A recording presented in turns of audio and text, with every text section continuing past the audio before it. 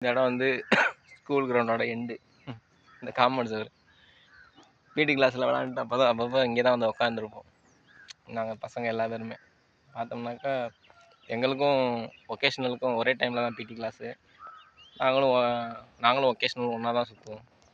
சில நேரத்தில் வாத்தியார் அக்ரிகல்ச்சரில் அந்த கிளாஸ் பசங்க ஃப்ரீயாக இருந்தானுங்கனாக்கா, இல்லை மேக்ஸ் கிளாஸ் பசங்களோ, இல்லை கம்ப்யூட்டர் சயின்ஸோ, இல்லை சயின்ஸ் குரூப்போ ஃப்ரீயாக இருந்தாங்கன்னா அவனுங்களும் வந்துடுவானுங்க.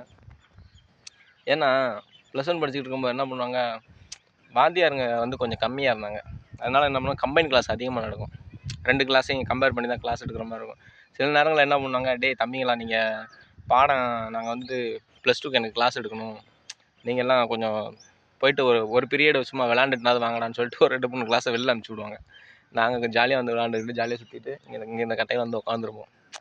மறக்கவே முடியாது. அப்போல்லாம் கொஞ்சம் வாத்தியார் கம்மி, ஸ்டூடெண்ட்ஸுங்க ஜாஸ்தி, 1000 பேத்துக்கு மேலே படித்தோம்.